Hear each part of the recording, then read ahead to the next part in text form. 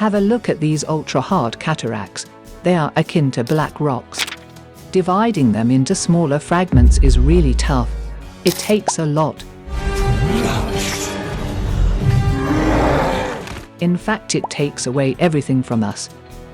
The rate of intraoperative complications is higher in these cases as well. Thinking of them makes us jittery and sweaty.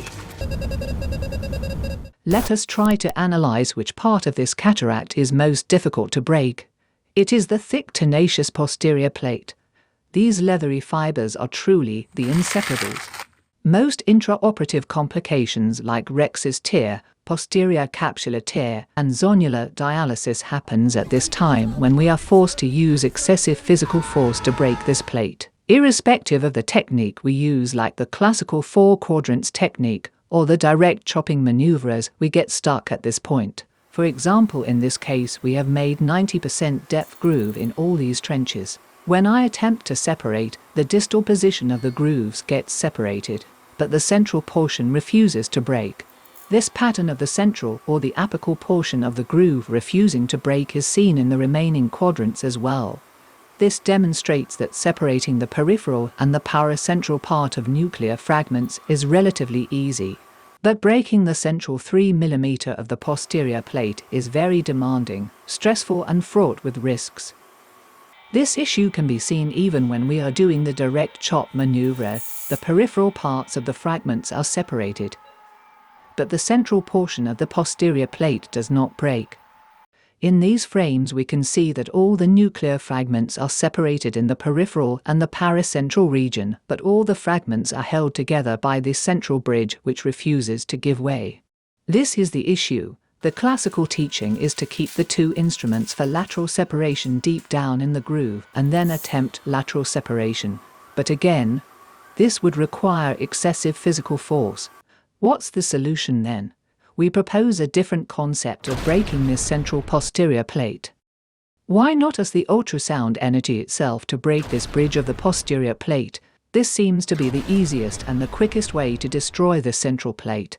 However, there are two problems. Number 1, the central bridge of posterior plate is very close to the posterior capsule, and using phaco energy so close to the posterior capsule is fraught with danger. Number 2, we don't have a good access to this area of the posterior plate. It is deep down, the accessibility and visibility is not great. So the easiest way to break this posterior plate is get it into a more accessible and safer zone, ideally at the level of the CCC, and then it can be broken by the phaco energy under direct visualization.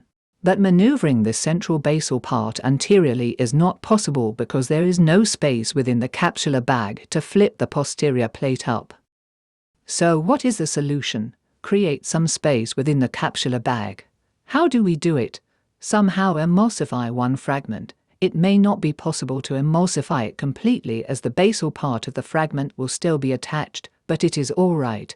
By removing the anterior 2/3 of the fragment, some sort of debulking would happen, which helps in creating space within the bag. So, now we have space within the bag. OVD is placed within the bag, and with OVD cannula being placed under the central posterior plate, it is gently moved up anteriorly. The central posterior plate is now under direct visualization and at the level of the CCC. The central bridge of posterior plate is ready to be destroyed at point-blank range. A short burst of phaco energy with low flow rate and vacuum is given. You're fired.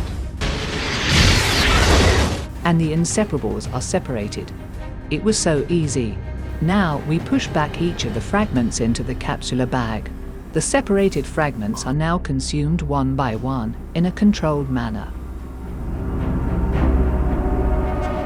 Let us try to understand what happens to the anterior portion of the nuclear fragments when the posterior plate is maneuvered anteriorly. The anterior portions slide away laterally towards the equator of the bag. As the posterior plate is flipped up, it is but natural.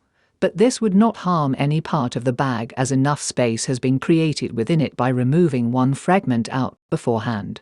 So essentially we are finding a way to flip up the base of the nucleus anteriorly at a safe zone and then destroying the attachment in a very easy and controlled manner. Flip the base up and FICO. This is the line which essentially describes this concept. Let us look at few more examples. The grooves are deep enough. I am unable to separate the central posterior plate.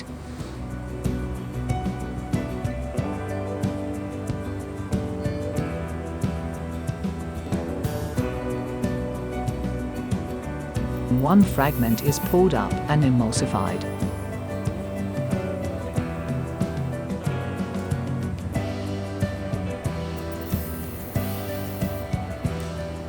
The central bridge of the posterior plate is now maneuvered, flipped up anteriorly.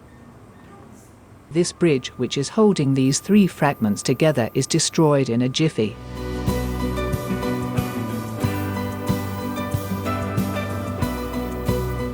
The fragments are separated from each other and pushed back gently into the bag.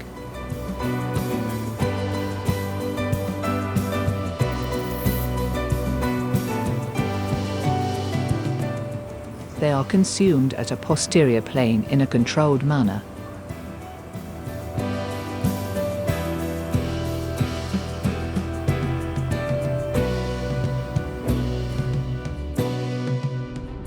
To conclude, we are proposing a new concept and a technique which is a stress-free way to deal with these ultra-hard cataracts.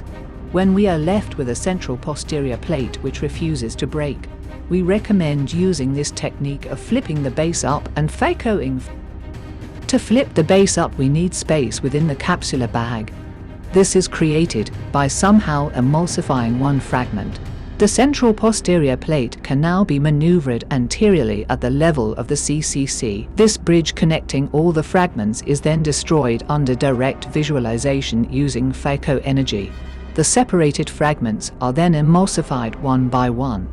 So, the next time we encounter this black rocks, well, we are ready. Thank you.